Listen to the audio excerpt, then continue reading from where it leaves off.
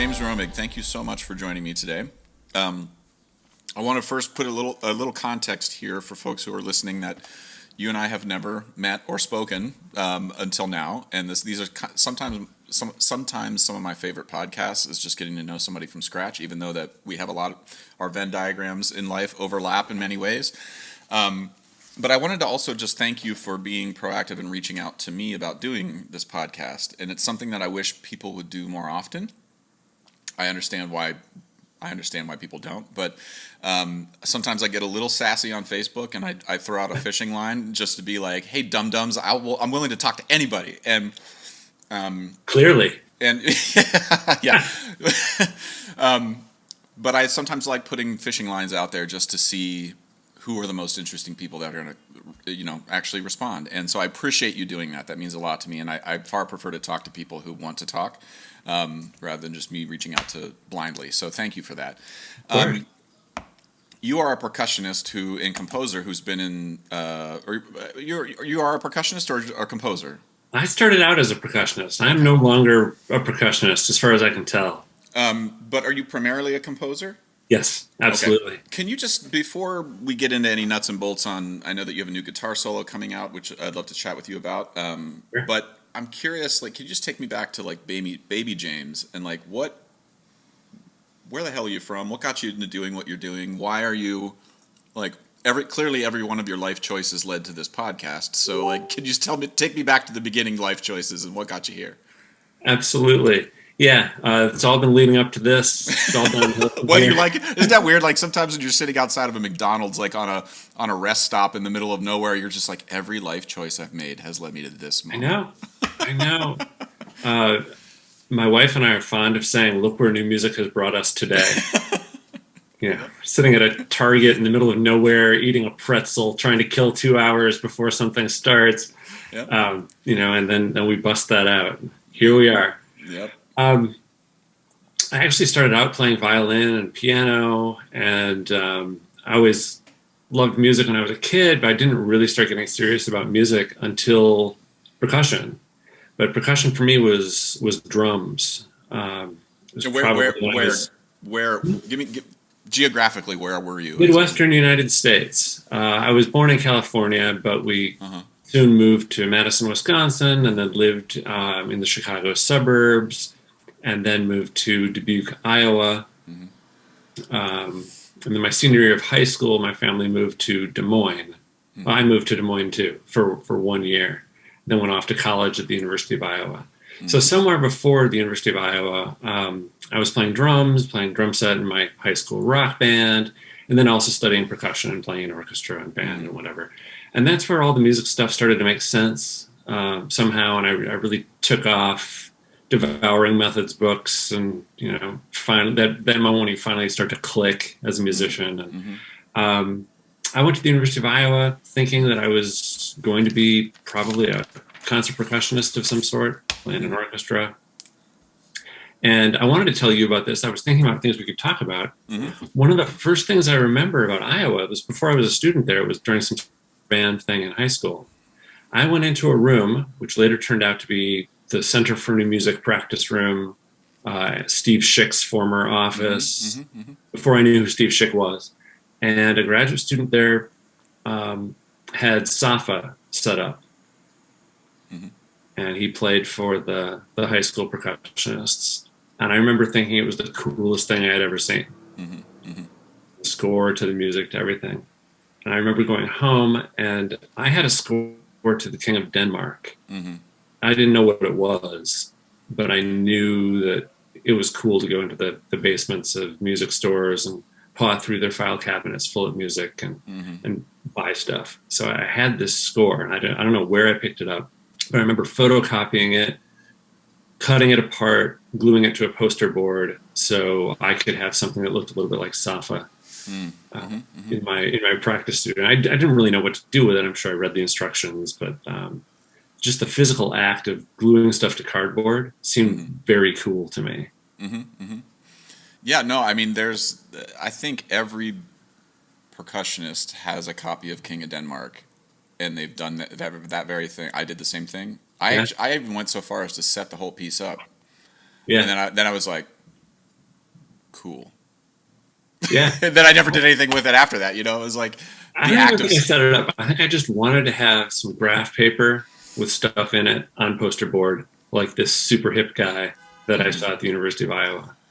And so when I got there and started studying music and studying percussion, and this was with Tom Davis. I don't know if you know that name. He was Steve Schick's teacher, Thomas L. Davis. Okay.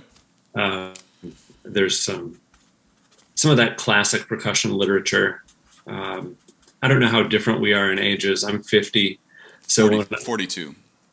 Okay. Yeah, so when I was starting out as a percussionist, there wasn't nearly as much stuff, obviously, as there is now, but probably not even as much stuff as there was when you were starting Yeah, out I in mean, college. there was. I mean, I don't know exactly where the when the switch was flipped in terms Yeah. of available repertoire. When I was in college, I went to school in 1998 and graduated in 2003. Okay. Fall 2003, I think. Yeah, so I guess you were 9 years behind. Yeah, there was a good amount. There was enough solo repertoire where you didn't have to play Bach if you didn't need to. There was like Xenakis was enough. There were enough publications and stuff that had Yep. started to get stuff had gotten around. But it was all there wasn't a lot of new stuff. Like it was all stuff that like Schick had played, and then or Ziklus and Yeah. Safa and Rabans and all these different pieces. It was still relatively limited, and now like there's just been an exponential explosion of Yeah. new works for percussion, and the landscape is just completely. I mean, I actually, whether this is appropriate or not, I credit YouTube for almost, or at least being the major catalyst for the dissemination of new works. And Yeah. I mean, that just wasn't available. And I mean, if I wanted to buy something, I had to go to the Steve Weiss catalog. Right. And I would just like go down which ones had the highest grade level, and then what Me had too. the coolest names, you know, Yeah. and then what could I afford to buy? And I would just buy like 12 scores and be like, Yeah. and I literally would crack them open and learn about the composer. Then Exactly. You know? I have a memory of buying Child of Tree and being tremendously disappointed when it arrived. I mean, I think it's cool now, but right. those 4 pages with the blue, red, and green ink. That you can't read. Yeah, not very well photocopied. And it was probably $17 or something, which was a lot at the time. And that was a pair of timpani mallets. And it came to the mouse. I can't use this. I mean, I can't put it on my recital. I could frame it, And by that's that cool. time, But I was realizing that as cool as all the percussion stuff was, that this orchestra thing wasn't going to happen because I wasn't happy spending 2 hours in a practice room working on my triangle technique. well, this is something that, in terms of the culture of like collegiate pedagogy, and I would say maybe just in general with music, but specifically with percussion. In my generation, you went to teach at a college, so your path was to get the doctorate, or you were taking orchestra auditions. The other path, well, there were 2 other ones. One was freelancing, which kind of had a lower, just a slightly less respectable sort of path, if you were, in terms of your reputation and like how you were seen. And then the other one was being a band director. That was like almost the bottom of the barrel. Was like, oh, well, you can't do anything else. Go be a band director. And all of that to me as a student just felt so limiting and terrifying to be like, well, if I can't do orchestra, like what else am I going to do? You know? Right. And I was fortunate. My father, excuse me, is in education. And at the time I was in school, he was the dean of the School of Education at Drake University. And I remember talking to him about this idea of everybody saying I should get a music ed degree as a fallback. And he said, that's not a fallback. He said, you don't want to be a junior high band director as a fallback. He said, you're not going to make a lot of money. It's going to be a lot of work. And if that's not your first love, that's not what you should be doing. And I remember thinking that was really wise advice. Well, it's also not fair. It's not fair to you, but it's also not fair to the students either to have their teacher, like the person teaching you music is only there because they fell back on it. You know, like that's just a default poor position to put your students in too, you know? Like, yeah. And if I was going to fall back on something, I'd rather fall back on being a rock star or being a professional tennis player or something, something a little more glamorous. Not that I don't completely admire people who are in the education system, doing that But thing. you But know, I've got students now, and that's their passion, and that's fantastic. But if it's not, it's probably not wise to advise people to go into that. or I mean, this is maybe controversial. Is it wise to advise people to go into orchestra auditions as a life? I mean, it's like you may be more likely to be a professional tennis player than to be the snare Absolutely. drummer with the Cleveland Orchestra. Yeah. A few years ago, a friend of ours was playing principal flute with the Chicago Symphony with Muti conducting. I think it was Mahler 4. It was Mahler 4. And he was just subbing, but obviously that's some pretty high level subbing. And my wife and I drove over to Chicago to see it because when your friend's playing principal in Chicago, you go. And we were talking to ourselves, the number of people who've played principal flute in the Chicago Symphony over the last, I don't know, 10 years, there's got to be a smaller number than people who've started NFL games at quarterback. That's an interesting analogy. Like I'm trying to crunch the numbers in my But head. think Like about the people in the flute jobs will stay for 30, 40, 50 years. Right. Yeah, Tom Brady is Quarterbacks are turning over. Yet Tom Brady is the exception. right, but he's like the Hall of Famer, and he's been playing for how long? Yeah, I don't know. Like 15 years? Yeah. I mean, like 10? I don't know. he's not even out of his probation phase with the Cleveland Yeah. Orchestra yet. You know, Right. or whatever. I'm Right. sort of talking on my Yeah. ass, but So he's going to be playing trumpet in the Boston Symphony before we know it. And then he'll keep that job for another 30 years and nobody will be able to get it. But yeah, the odds are crazy. And so I grew up before percussion as an inspiration of some other thing you could do. Kronos was around when I was in school, and I saw Kronos a lot because they did a lot at the University of Iowa. But that was well before Jack. So Nexus was one of the groups that I know looked up to a lot. Nexus, Cremata, Amadinda, but in terms of I mean, but Nexus is Canadian, even though some of the guys are American. They also seemed old when I was in school. They probably weren't, but they seemed really established. Yeah, they were 50, James, I think, whenever they were in school. Whenever we were in school, they were in their 50s. And so, like, the idea... So it didn't feel like something we could do. Right, but the idea also, like, you're 50. The idea that, like, we were in school being like, they are ancient. They're like the ancient Greeks, statues, like... I'm not thinking that so much. I'm just thinking that it didn't feel like something that my friends and I could do. Well, it wasn't. They were already established. Well, and just calling balls and strikes too. They weren't a full-time percussion group. They all played in orchestras. They all had careers outside Nexus, and they'll look you in the eye and say that was a conscious decision not to be a full-time group, because like that was one of the first pieces of advice they gave. So was like, whatever you do, don't make it a full-time group. And we're like, okay, you know what we're gonna do? Full-time, bitches. That's what we're doing. And they look at us like we're crazy, but it was you're not told. You're just told like, oh, Nexus, and it's like, oh, cool, I want to do what they're doing. It's like, well, you're not told that they also all are gigging on the side. They're doing a million things outside of that. Right. You're right. Kronos was one of the first and only real groups like that was touring the world as a contemporary string quartet. They weren't playing Bach. They weren't playing the string quartets of Haydn. They were playing Jimi Hendrix, and John, George Crumb and like Steve Reich and all these other different composers. So in terms of small chamber groups, I mean, I didn't even know of Kronos when I was in school. I didn't know of. I'm just gonna be honest. I didn't know who Kronos was until I got through almost my second year at Yale. No idea who they were. Yeah. Well, I wouldn't have if they weren't playing there all the time. And you know what school is like. I mean, you learn from the professors, but they're also the older students. So there was a real ethos at Iowa at the time. And, certainly emanating down from Schick, who was, 10 or 15 years ahead of me. But, that was, he was still talked about. And it was still riding that wave, I think. Yeah. It was a really, really good place to be. But I'm sure that with all the new music stuff, I have a recollection of going home at the first break, Christmas after my first semester, and explaining to my parents, Beethoven and Mozart, they're fine, but they don't use nearly as many polyrhythms as Xenakis, and their harmonies aren't as crunchy as Varese, and they're not as good. So you still have the dumb opinions, but I had new dumb opinions when I went to school, and it was all new music based. So being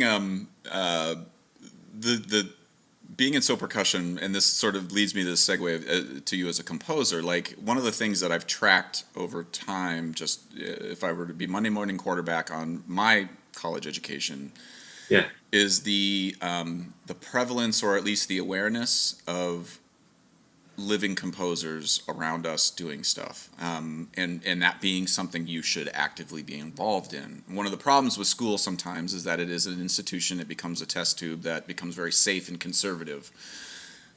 Commissioning new works is not a conservative act. That is you are birthing something out of nothing, and like you have to be crazy and sort of get in there and till the soil, and you have to be experimental in some degree. Yeah. And I'm curious,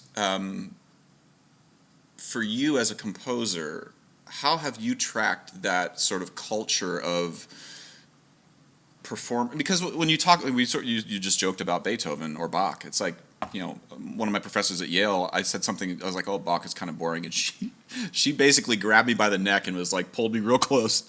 And she's like, he had 26 children. And I was like, what? She's like, he was no prude. And you write a new mass every Sunday with 26 kids screaming for food. And I was like, okay, I'm sorry. He's a person who was just as crazy. And she's like, do you know what it smelled like at Bach's church? And I'm like, no. Like he might have been drinking the whole time, because wouldn't you with 26 kids? And I was like, stop with all of this context and nuance, like I couldn't deal with it. Right. But then you learn about, George Crumb seems like, somebody similar to Bach, if you don't know who George Crumb is. But George Crumb was in the room with Kronos, working on stuff, trying things. Steve Reich, the same, like he's in textbooks now. Except when you actually sit down and look at the nuance, he was in a room with Russ Hartenberger and Bob Becker being like, I don't know, can you guys try this? Mm-hmm. That doesn't work, let's try this. Don't ever tell anybody we did this, because that sucked. That was a stupid idea. Let's do this, And so for you, how have you tracked, or am I tracking something that shouldn't be tracked? Am I misdiagnosing something? But I feel like there's a lot more acceptance of composers in the educational institution at the student level now than there used to be. And I'm curious if that was any of the impetus for you going into composing as much as you've gone into. Yeah, I'm sure it was. I think that when I was in school, maybe when we were in school, I knew there were composers all around us, but they were all graduate students at University of Iowa. So there were the famous composers. Mm-hmm. John Cage was still alive for a couple of years of school when I was there. The famous guys who were published, who were in the Steve Weiss catalog. And then the people that I could go to Taco Bell with. And I didn't think there was that much of a middle ground. Mm-hmm. And I think we all think this at some point in our careers, at the young stages of our careers, that at some point you just make it. You're a nobody, and then you're in the textbooks. Mm-hmm. And now I think there's probably a better acknowledgement of the middle ground because of Facebook and because of the Concert Honesty podcast. We get to know one another in different ways. Mm-hmm. You don't have to be, So doesn't have to be on the cover of Time magazine for me to know about So. Mm. Mm-hmm. You know what I mean? Right. But I think when we were in school, it was different. But for me, I just found that composing for percussion is something that we did. We had 6 percussion ensemble concerts a year, 3 a semester. Wow. And there's only so much. Right. You burn through all of the rep in like one semester. Good Lord. Well, in a way, yeah. And it was cool because, third construction came every 8 semesters or every 3 semesters, however, in a rotation. Yeah. But there was always room to do other stuff, including each end of semester concert. They called it the Last Chance Percussion Ensemble Concert. It was your last chance to perform publicly, to get out of doing a jury. So these concerts would go for 2 or 2.5 hours while people were playing solos and duos and things, just trying not to do a jury, but in a public setting. That's a good incentive, though. I like that model. It was cool. And looking back on it, it makes total sense for the professor who didn't want to sit around and do juries. Right, which also is not really giving someone an experience of getting an at-bat of something in front of an audience. I mean, it's a real. I mean, it sort of is. It's an audience, but like actually getting on a concert stage is way more valuable in my experience. So I started writing little pieces for my colleagues, Mm-hmm. and we'd perform them, and that was satisfying. And I found that I enjoyed that more Mm. than worrying about my thumb rolls and whatever. What was it? What was more enjoyable about it? I mean, because both require a skill set that you get better at that you are maybe currently not as good at, which breeds insecurity, right? Like so, like why were you willing to deal with the compositional insecurity but not the thumb roll insecurity? Good question, because I was totally insecure about composition, just like we are about everything. I think maybe it was the social aspect of music making. Hmm. Um, That scared you or that you liked? no, I think I liked it. I liked the idea. I liked rehearsals, Oh, got it. Okay, yeah, yeah. and I liked interacting with people where we're conversing and joking around in between doing something productive. Mm-hmm. Maybe just going out for lunch seemed a little more intimidating to young me than interacting and getting to know people with some sort of common goal in mind. Mm. You know, we've got a Mm. 2 hour Mm-hmm. rehearsal. We're going to be screwing around for half of it, and that's a lot of fun. But having something to tie us into some sort of a project or a trajectory seemed important to me. I I've mean, never really thought about this before. I'm just sort of no, this setting is. it I out for mean, you. But does that make any sense? absolutely. I mean, I just did a podcast with a guy named Brian Grazer, and we were talking about. He was just giving me some of his background, and he mentioned that he was diagnosed with Tourette's when he was young, Mm-hmm. and for him, it manifested itself in some physical tics, like clearing his throat and Yeah. moving his arm a certain way. But he's like, but playing percussion, that all went away. Again, not to Mm, say that playing percussion is like gonna solve cancer or anything like that, but like right. I'm having these thoughts of like, there are people for whom public speaking is terrifying because they have a slight lisp or they have a stutter. But singing absolutely is a different pathway in their brain. And like, so the idea that in one social context, going out to lunch might be terrifying for you. But if that lunch is coupled with the workshopping of one of your new pieces, Yeah. oddly, that social anxiety goes away. It's like, why? What does that have to do with Yeah. why? I don't have a good question. I don't even not even looking for an answer. But like, what is going on here? Yeah. I think we're all just looking for contexts when we can feel like we're ourselves. Yeah. Um, so musically, we love music, and then we all find our outlets for it. So for me, the composing seemed like fun. And I felt like I could really throw myself into it the same way I could throw myself into practicing.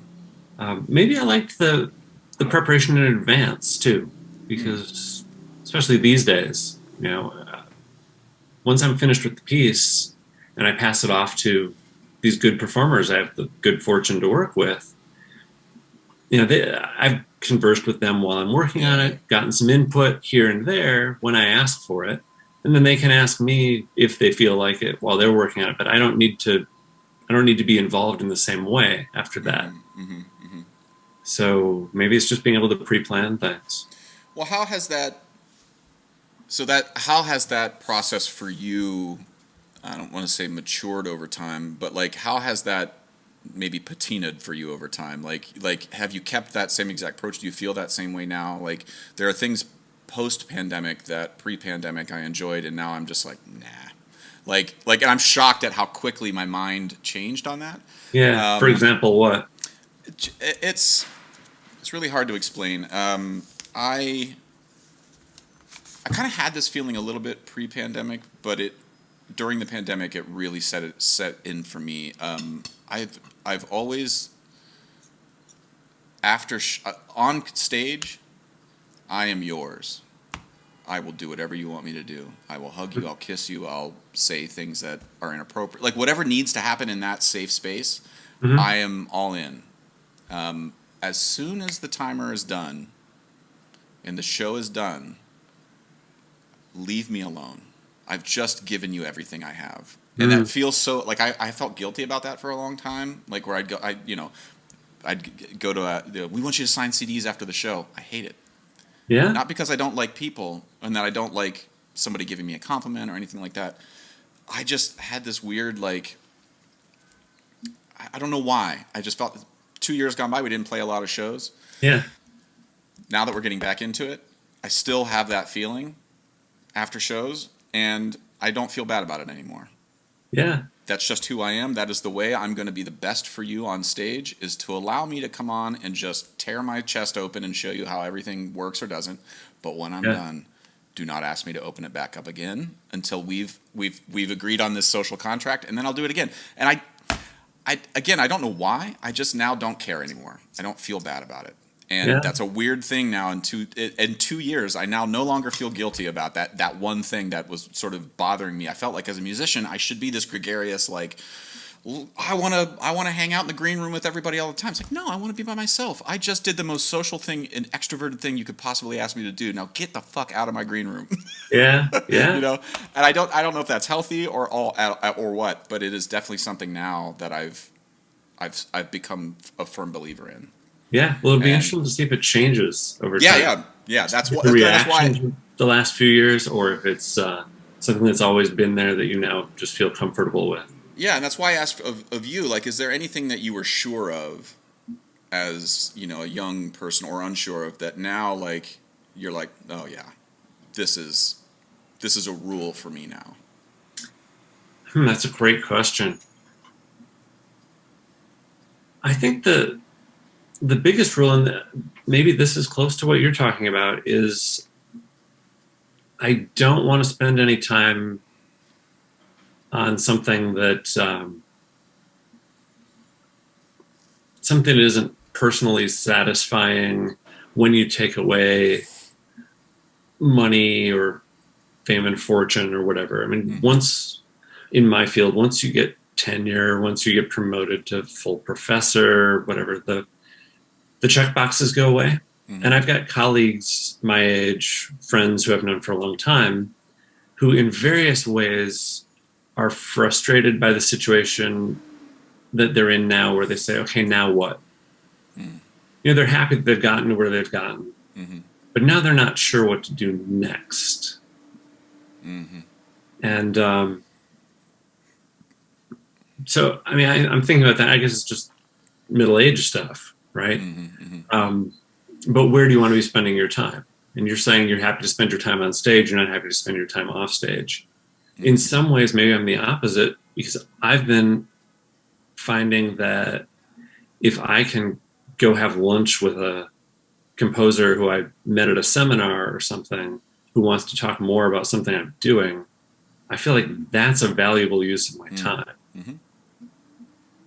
Maybe not trying to trade it in for the next project or the next commission or something, but you know, if you're in percussion and your audience, now I'm going to make you feel bad for what you just told me about how you feel, but I feel bad about a lot of stuff. This is only just throw it on the pile. It's fine. But if somebody is genuinely interested, then I feel like I can find time for that person. And it's important maybe for that person to see that I can make time for them. And that sounds hopelessly corny, I guess. No, I don't disagree with that sentiment. And I do feel a little bit bad. It's fine. But I think where we are agreeing here is the older I get, the more I'm trying to exert more control over my sacred spaces. Yeah. Like, for me, this podcast is one. I think sometimes when people are like, wow, that's weird that you don't want to just go hang out and talk with people all the time after a show, or you don't want to be super social or go to this donor event or whatever. Like, you do a podcast, you talk to people all the time. It's like, yeah, but this is my church. Like, I built this church. And so we're not in my church right now. Like, I want to be at my altar because that's where my communion is. Like, my wife's a Lutheran pastor, so that's why I'm making all these church analogies. Gotcha. But like, it's a very sacred place I've carved out for myself that the older I get, the more I value. And so, like, my return in the concert stage for me is one of those places. And I think I don't know if I'm becoming more protective of it. Like, so if I do see somebody that really genuinely is curious, I'm not just going to like turn my back on them and walk away. Right. But what I hope someone who listens to this might take away is I hope they know how much work that actually is for me to muster the strength to do that. Yeah. That's work for me. Yeah. That's not a sacred place. That is me re-explaining to you. It's like going to church and then having the pastor come back and reread you the entire sermon again and explain to you all the details of why she said what she said. Like, maybe you didn't get it all. That's fine. That's fine. Like maybe you'll get it in a year. That's okay. Yeah. I don't even get it all. That's why I'm up here doing it, because I don't understand it all, Yeah. all the Yeah. time. So, But I've just given it to you the best way I know how. yeah, and sometimes that guilt, I have a little bit of guilt there, and I'm wondering, like, as a composer, I imagine I've written a few things, but don't you, as a composer, kind of have to, like, don't you have to draw boundaries around what you do when you're interacting with performers sometimes? Because collaboration's great. Mm-hmm. It's awesome to be in the room and be like, I have this idea, and somebody else has an idea. But then sometimes you love your idea, and you don't love the other person's idea. And you have to figure out a way to be like, nope, now we're in my church. You can build your church however you'd like, but you've commissioned me to build you a church. How do you, given everything we just said about how awesome it is to work with other people, how do you draw those boundaries? Because at some point, your name's on the score. It's not your collaborators. They're not the ones who are getting blamed if the piece doesn't succeed. You know. So how do you tackle that? In my experience, I'm not getting a lot of calls from people and organizations that I don't know or don't know of. We just met, but if so calls tomorrow, I have some idea what you do. You have some idea what I do. I'm not important enough that somebody's going to just want my name on a program and call and ask for something. So generally, the performers I work with have some idea of what it is that I'm interested in doing, and I have some idea of what they do well and what they're interested in doing. We'll have conversations about general trajectories, and then I really go off by myself. And sometimes I feel guilty about this, and maybe you can tell me how things work with So, and it's probably different with every composer. But I've got colleagues and friends, both on the composer side and the performer side, who will talk about, I just spent the weekend with so-and-so, and we played 8 million flower pots and tried 14 different settings on the reverb unit and 7 different ways of notating it. And I don't feel like I do that as much as I'm supposed to in the 21st century. Really getting that involved. And I admire that, and it just sounds really romantic and fantastic to me. But when I try to do it, I spend a few hours talking about saxophone multiphonics and so I love that you're expressing this, and so please, I'm laughing with you, not at you at all. But like romance is like, somebody could look at Brad Pitt and be like, wow, it'd be romantic to be with him, until you realize he farts in his sleep, and then you're like, oh, he's a person too. Like I think collaboration, like in terms of So Percussion's world, there are composers that do interact with us on a level similar to what you're describing, but it has come after a lot of trust building. Like Steve Mackey is somebody in that world for us, where initially there was a lot of like, we had barbecue with him, and he wanted to sit down and be like, I played steel drums with him for a long time, where I would just play shit I liked. He'd be like, keep playing whatever you like, just keep playing. I'd play traditional calypsos, and he was just trying to download me as a player into his sort of like filter. And then he went away and was just like, and pushed out all of the stuff that he pushes out in his own voice, separate from me, But then there's other composers like Caroline Shaw, for whom she'll come into the room with just a set of chords and be like, here's a chord sequence. Let's record, like the track called Let the Soil on this album that we did with her recently. It's just a steel drum and voice duet. We gave ourselves 1 hour to write it and record it. And so she's like, okay, here's some chords. We went in, I improvised for 20 minutes. She messed around with some lyrics, and then we took 2 takes. Took the first one, unedited, that's on the album, that's the piece. Wow. So, like, there's very little, like, who has ownership there? Who has the credit on whatever? So within So, I think it's all over the spectrum in terms of how that happens. And I appreciate you voicing that you have guilt on that stuff, but I think that's actually very common, and way more. And again, like just whatever I mean, Steve Reich is. I mean, he used to be very collaborative, but he doesn't get in the room and hang out and spend hours sampling flower pots. Like, he knows what a vibraphone sounds like now, and so Yeah. he's not gonna. You have a great relationship with him, or so does whatever, but like, there's not going to be the same back and forth there would be with somebody like Dan Truman or Shara Nova or somebody else that we would work with. So what you're describing sounds very typical, actually, and not like you're some weird hermit in a cave, like waiting for divine inspiration. Right.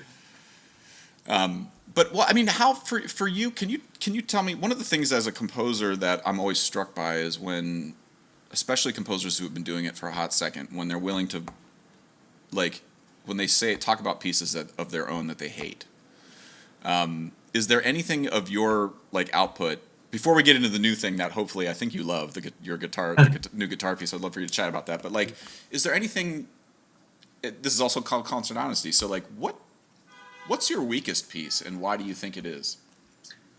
I couldn't say a specific one. There's so many. Sorry, I didn't mean I wasn't a loaded question, James. I'm genuinely curious. The ones that don't speak to me as much as they should are the ones that were done too quickly.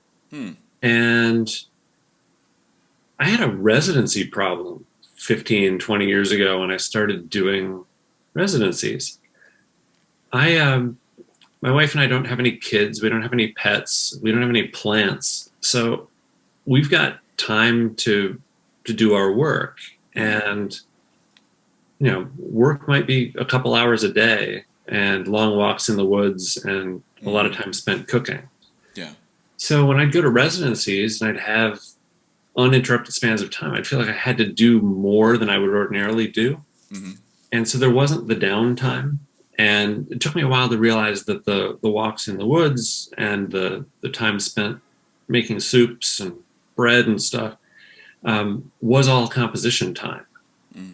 And that if I have a week where somebody else is doing all the cooking and the laundry and I have no other obligations, and I don't need to go to class, it doesn't mean that I should be composing 12 hours a day. I need that gestation time. So I think things that went too fast were the problems. And I suppose that earlier in my career, the other problem sort of piece would be if So had called 10 years ago or 15 years ago and asked for a new quartet, I think I would have done some sort of a test drive with So. How fast can it go? How fast can I go around this corner? How loud can I make the stereo? I better stop fast, test everything out, and take advantage of, to keep the metaphor going longer than I should, the fancy new car that's available, where the piece itself doesn't develop as quickly as the techniques and all the stuff I've wanted to try. So I think those are the pieces that don't go very well. So you're saying, just so I understand correctly, the idea that a piece, like writing a piece for the new fancy car, is a good or a bad thing? Well, for me, it's a bad thing because for somebody else, it might be perfectly good. But you're asking about pieces of mine that I don't feel have survived as well. It's the ones where either I went too fast or I was trying to write a piece that was the idea, what I thought the commissioner wanted from me to do, or for them to do. So, a piece for Jack, let's have it be just ridiculously difficult. Let's have everything be crazy harmonics and do all the things that an ordinary string quartet wouldn't do. And I'm sure that if you ask them at the right time and in the right situation, they might tell you that they've gotten pieces like that. Where it's just let's open the orchestration book and go. But rather the other approach, which is like, I'm a composer who's really curious in hearing a perfect interval tuned. You could sit with the Jack Quartet for a year and write a piece on tuning a major fourth. Yeah. Because those motherfuckers could get that shit crystalline, like, so rather than tuning all the weird harmonics and all micro Right. tunings and stuff, like, why don't you just work on a C major chord with them? That might actually yield some pretty wild results if you think about it. This is something I was thinking about before we chatted. I was thinking about and I was wondering, and maybe you wouldn't want to say anything about this or not, but I was wondering how many composers you've worked with who've written you more than one piece. Because I would imagine that average composer that doesn't exist, just this computer generated version of the average composer. The second so piece would be the one I would want to hear. The first one might be that test drive, which isn't a very interesting drive aside from getting to know the car. But it's the second one. Now that I know what it can do, where do I want to go with it? That's a really interesting question, and I have a million reactions that I'm trying to figure out which one is the most rational one, which one is the most appropriate. I think the collaborations and pieces that we've had that have been the most successful in terms of their idiomaticness to our specific skill sets as four percussionists who do a set of things really well compared to, like, say, Third Coast, which they're four different guys that have different skill sets. Like, in terms of this particular car, a piece like Threads by Paul Lansky is a piece that for some reason just was the right time, the right moment, and has now been played 50, 60 times. And like every college percussionist knows what Threads is. Right. The second piece that he did with us called Springs, also awesome, I wouldn't say had the same sort of effect. And I don't know why. Maybe it was something that we asked Paul to write for a setup that was sort of loosely based on the Third Construction setup. And so Springs is basically that instrumentation, give or take. Maybe that limitation was dumb for us to do with Paul. Maybe that actually hamstrung him a bit. I don't know. The piece isn't bad at all. But look at, like, Steve Mackey. The first piece he wrote for us was called It Is Time, which is absolutely like writing for the Ferrari to take fast turns and do the things that it's supposed to. It's like it's a car built for specific things, and he really exaggerated those things to the nth degree. With the subsequent pieces that he's written for us, we just did a piece called Afterlife with the singer Alicia Olatuja. We did another piece called Before It Is Time, another piece called Madrigals, another one called Blue Notes and Other Clashes, that use similar aspects of It Is Time, but it's like he took the things that worked the best out of that one and then built a new car out of that. And so now this car that, like, now I'm driving one of those cars. You know that scene in Ocean's 11 or whatever where they get all those tiny little cars and take all of the unnecessary metal out of them so they become as light as possible? Because they were robbing a bank, and so they needed the cars to be as light as possible so they could get as much gold in this car. Whatever. It's a dumb analogy, but like they spent the whole scene just taking all the unnecessary parts out of the car so it could still run and be lighter. And that's kind of what Steve did. Was like he kept peeling away the shit that didn't work to get to this other thing. Caroline Shaw, Taxidermy was the first piece she wrote for us. Was definitely not a set of strengths that, like, she asked us to go blink, blink on these little tiny flower pots and speak bits of broken text, like not hard, very easy for us to do. But she wasn't interested in, like, making us go like hawk it really fast or phase or do anything like that. And that collaboration has now turned into this weird band that she asks us to do really hard things, but is still kind of always being like, what do you guys do when no one's around? And I'm like, oh, well, I play steel drums. Well, let's do a steel drum and voice duet. Like, why would we just sit and hawk it really fast shit when we could do this thing? And so I don't know if I'm answering your question here, but it's kind of all over the map. I mean, like, Dan Truman is another really good example. Neither Anvil nor Pulley was written for us about 15 years ago, I think, 14 years ago. Absolutely bonkers, writing specifically for the four of us to do things that only the four of us can do. He then took that and wrote a piece called Songs That Are Hard to Sing with the Jack Quartet. That is absolutely bonkers and keeps pushing us down that road. So basically now he's taking this car and he just keeps adding shit to it to make the car even crazier. Like rather than taking things out, he's adding things in. And so, yeah, I don't know if I'm answering your question here, but I don't think there's been any true like, man, that was an awesome piece. And the second one is just a dud. And there's not been any that have been vice versa, where the first piece is a real dud, but the second piece is where we hit our stride. Like we joke and so that often our MO is to work with composers on the commission before they win a Pulitzer. So if you work with us, you're guaranteed that your next commission is going to win you a Pulitzer, not the one with us. That's great. David Lang, Caroline Shaw, Steve, like everybody that we worked with ends up winning a Pulitzer after they've worked with us. So.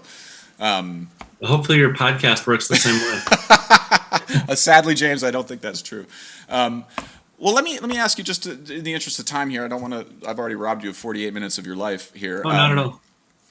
So, what you're working on a new guitar piece right now? Can you tell me a little bit about that commission and sort of like what prompted that, and what else are you working on right now other than that?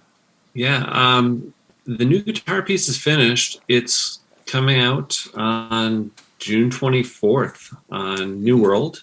Mm-hmm. New World released Still, my piano piece from a few years ago. So this is the second time I've worked with them. Mm-hmm. This is a pandemic thing that actually started before the pandemic. I don't know, 6-7 years ago, I heard about this doom metal band called Yob. Y-O-B. Okay. All right. Y-O-B. Check it out.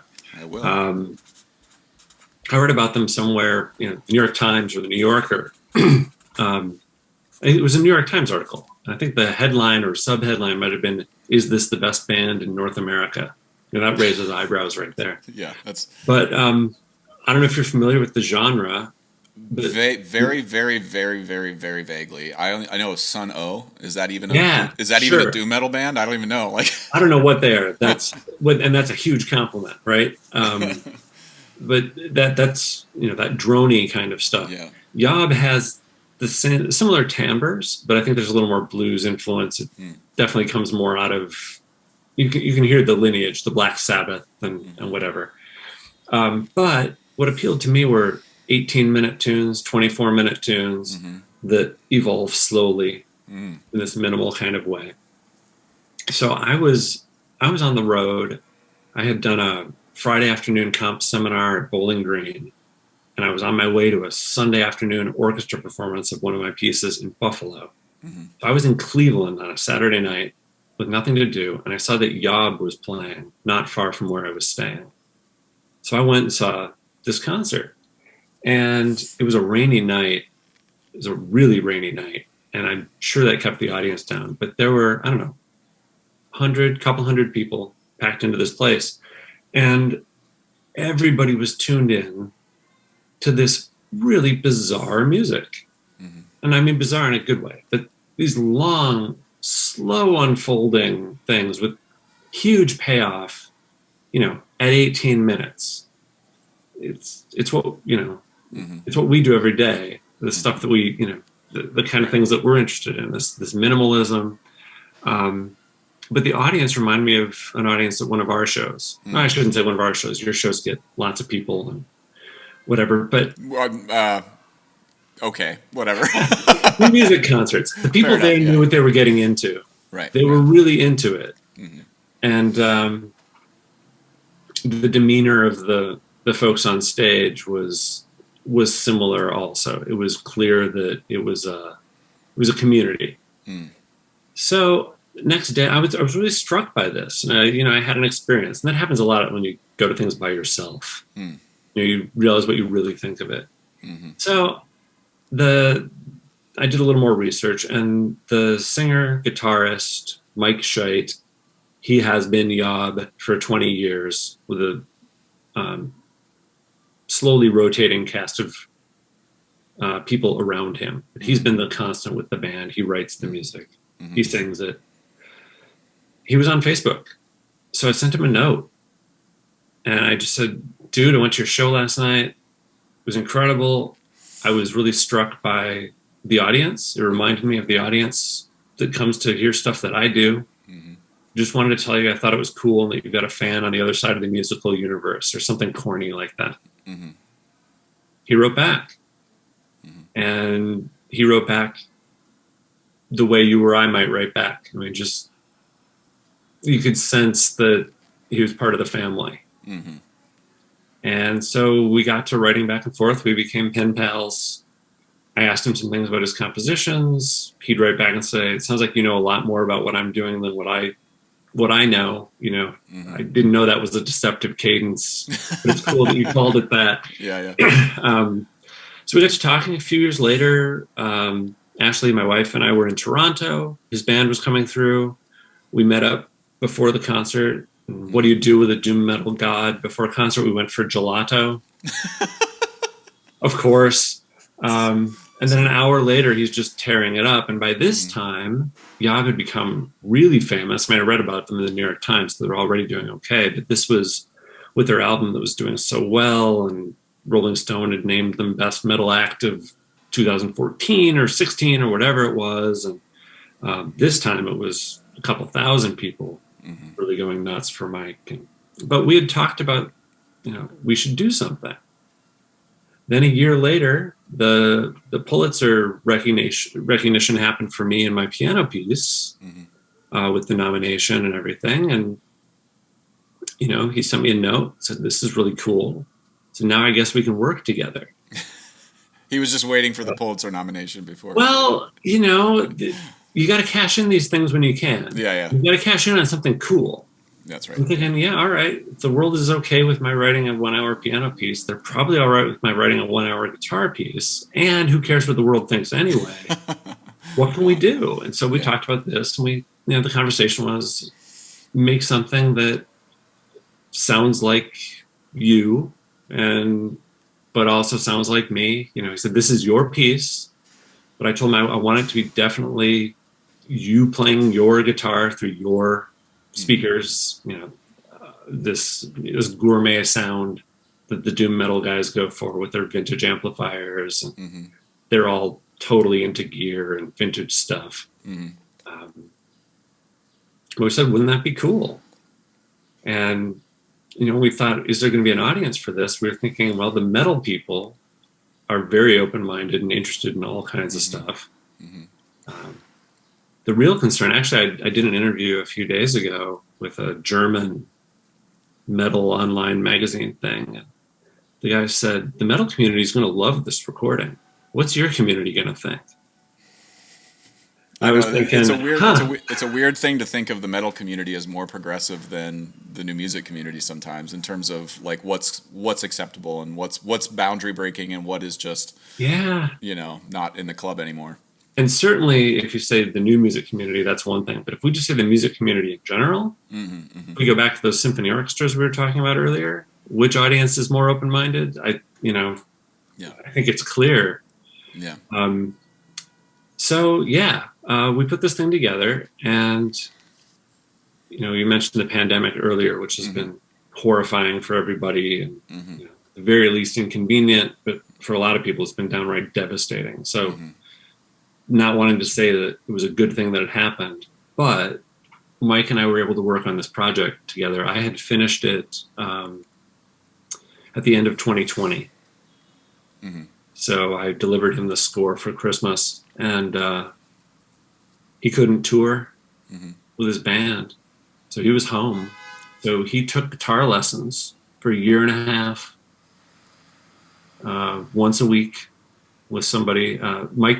Mike knows the basics of reading music, but that's not what he does. He writes his own music and plays it. There's no writing down. There's no reading a score.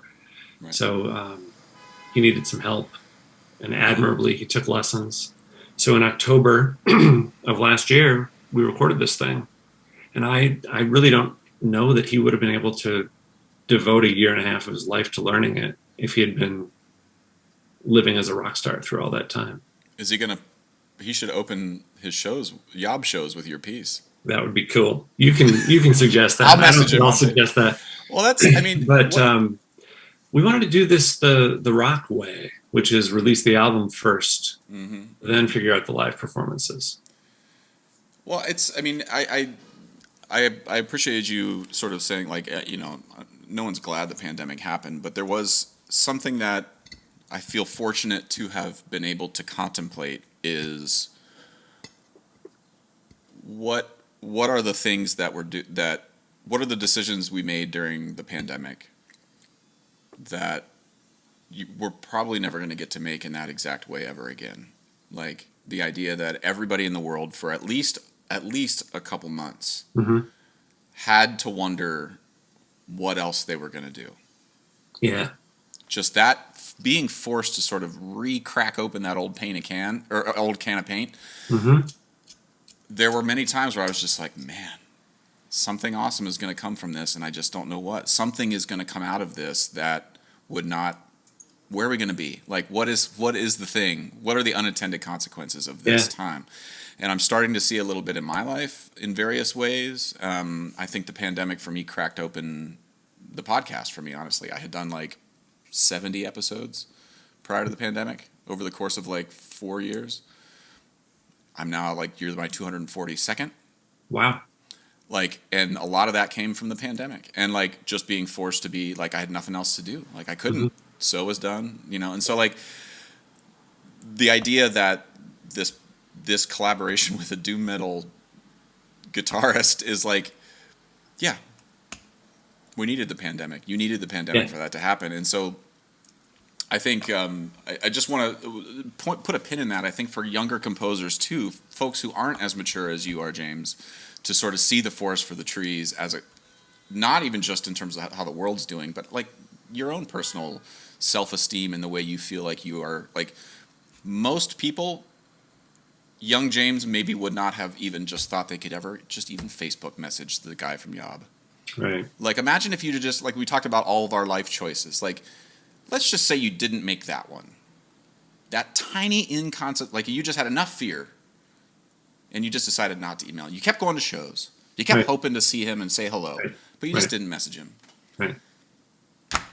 Like imagine all of the shit that would not have happened in your life if you'd have just not emailed that person. So like I'm constantly poking at this right now because for young composers, the little James Romigs who are out there running around trying to figure it out, what it is they should be doing every day. I don't know. Maybe message the guy on Facebook as a start.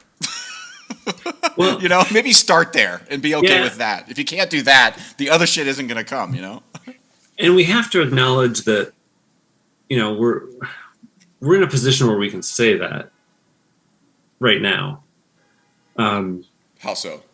Well, we're in a fortunate spot where you can say the pandemic is awful, but I know something is going to come out of it that's okay. But that's based on your track record of making the best out of whatever happens with those decisions.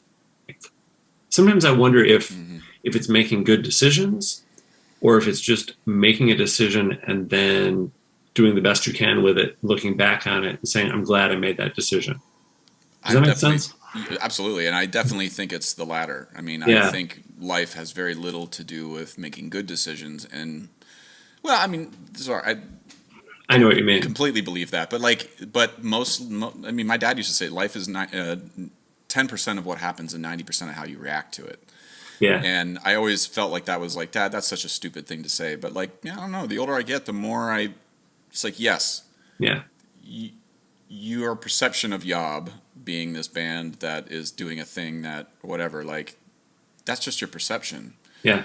You deciding maybe in that moment not to email them was based on 10% of the data rather than the other 90. And you just decided to make the other decision.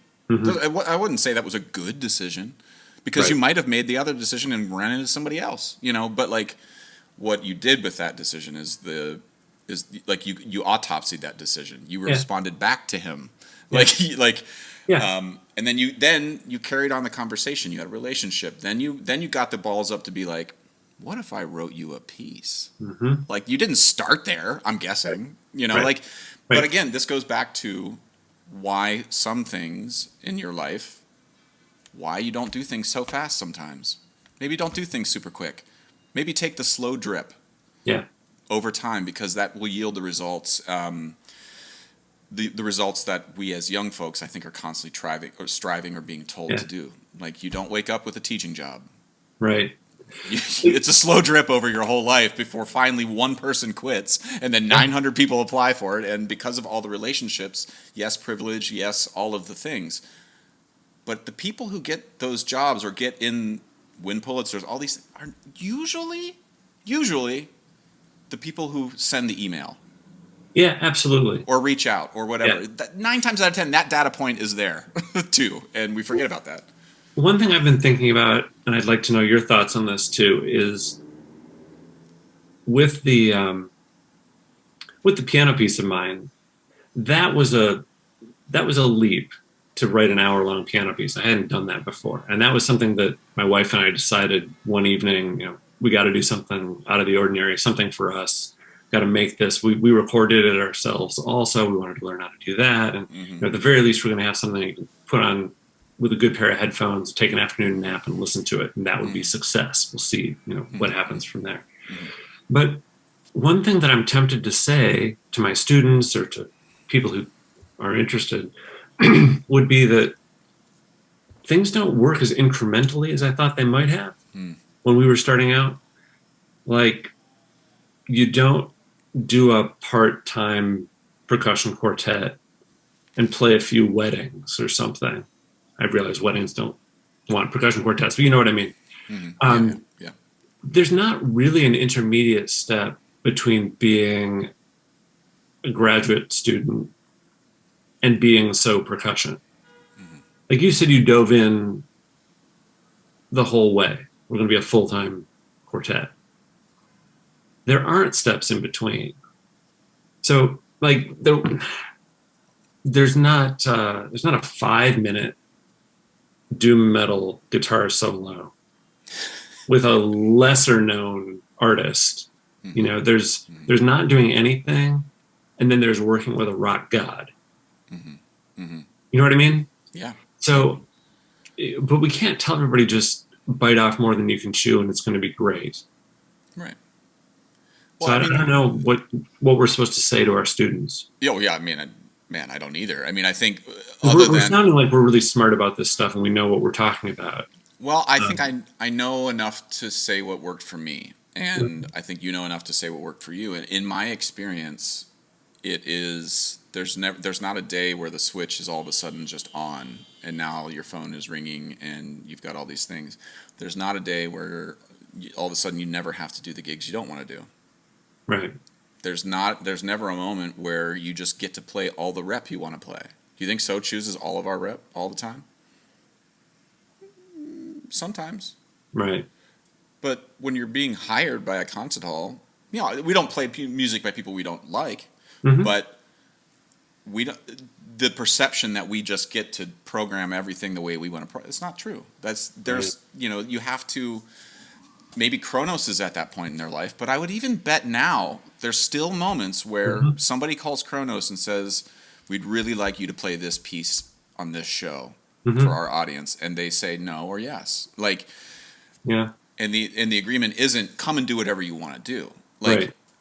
I would say that portfolio that investment portfolio for them and for So is adjusting over time. But in a good direction. Yeah. Totally. Because I could imagine a situation where, if you play this piece, it gets you this opportunity for performance, or we do this piece, we don't like it now, but we're hoping to invest in the future, to the point where where everything you're doing is just based on this desire to sustain, to keep going, and then you lose sight of why you were doing it in the first place. I could imagine that happening with a group. I'm not suggesting that would but I could imagine that happening with a group that I would be in. Say, it's a pitfall, and I think the one constant for us is that the four of us have individually, we all have veto right over something, and it's a nuclear option we very rarely ever pull.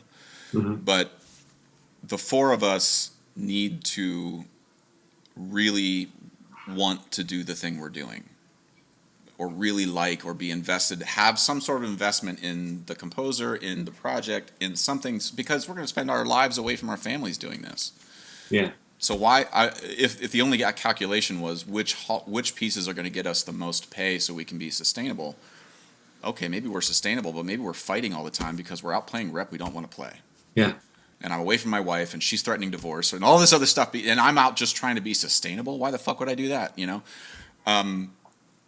So as a teacher, I think I'm constantly trying to tell my students now, and maybe I'll change this over time, but like, if you don't like it and you don't believe in it, that is literally the first thing every audience is going to perceive. Yeah. From minute one. Like, you can tell when you walk into a Subway sandwich shop whether or not the people in that room care about making Subway sandwiches. And you know when you walk into a Subway where somebody's in there and is a badass, you can tell. And they're just selling you Subway fucking sandwiches. And you can tell when somebody's like, you know what? Maybe I don't love Subway, but I'm a bad motherfucker making sandwiches. Like, that energy is something that, if you don't have that whenever you're playing your senior recital, or you're working with, or you're writing a piece for another ensemble, yeah, you're not going to be able to sell it. You're not going to be able to, you will not convince Carnegie Hall to let you play on their stage if your calculation is only to sustain yourself, right, and not to do something you believe in. Yeah. That is true. Yeah. Or maybe they'll let you on once. Right. But the minute it's perceptible that you are in it for something other than what you love deeply, yeah, you got to go. Yeah, that's something that nobody's got time for that. I've said to students before. You couldn't sell out if you wanted to. But then again, it's like, all right, fine. Then you got some. Then there is going to be the student who's like, I have dedicated myself to improvising on dry ice with large sheets of metal. Then you also got to say, well, there are consequences to your choices too.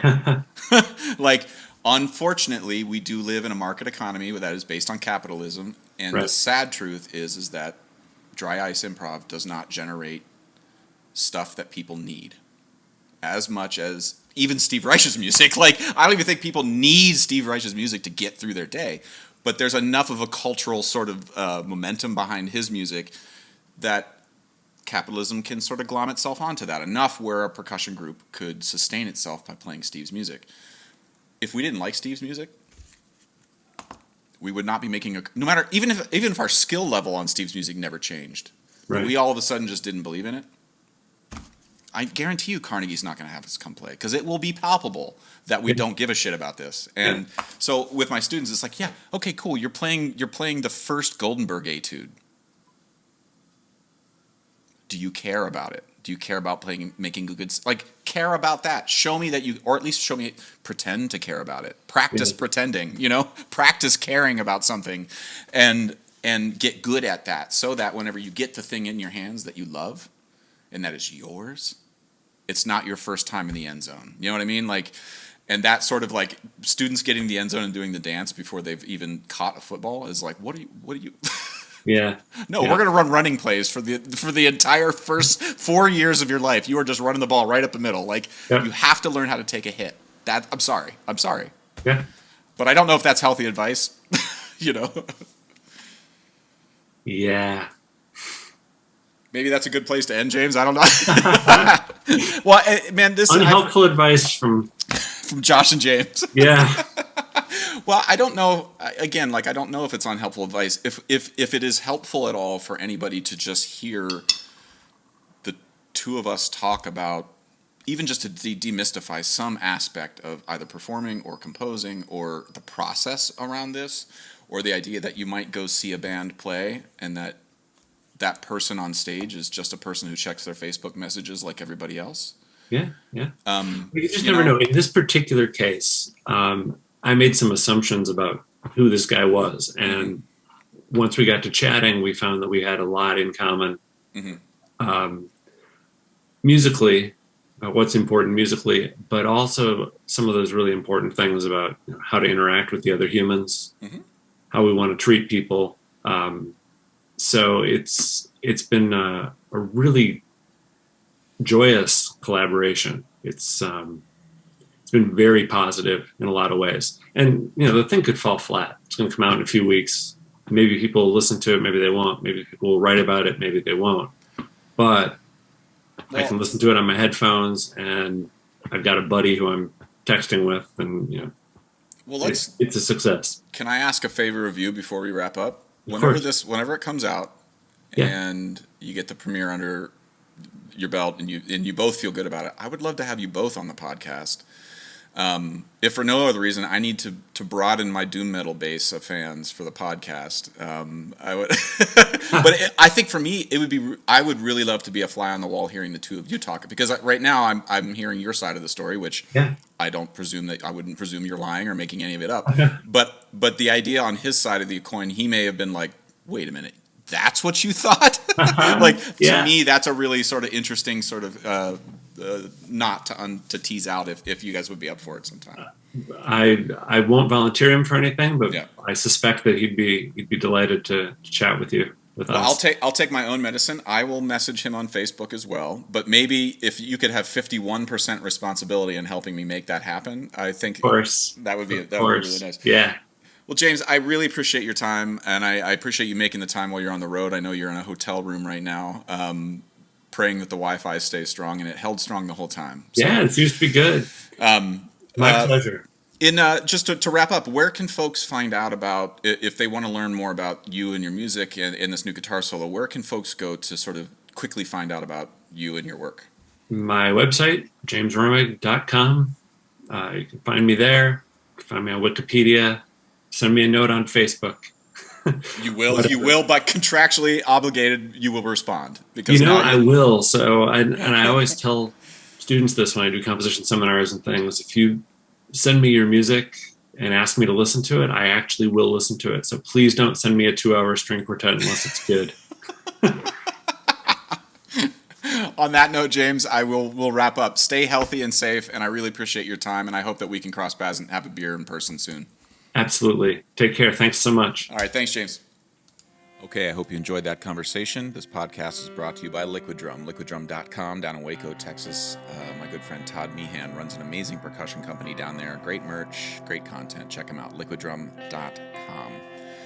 Also, Kyle Dunleavy, dunleavypans.com, DUNLEAVY pans.com. Kyle Dunleavy makes and builds all the steel drums that I perform and teach on in Percussion, as well as at NYU and Princeton.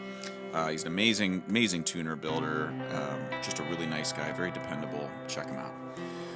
If you are interested at all in steel pan advocacy, want to learn more about the goings-on in pan in Brooklyn, check out paninmotion.com. My good friend Kendall Williams, Jerry Guy, Trisha Guy, and Arisha John run an amazing organization called paninmotion.com. Check them out. And finally, Alejandro Mirage runs an amazing clothing apparel company in Brooklyn that is steel pan centric. You can check him out at mangochow, CHOW, clothing.com. I own a bunch of his shirts. They're amazing, very stylish, beautifully made. Check them out. mangochowclothing.com. Okay, hope you're well. Talk to you soon. Bye.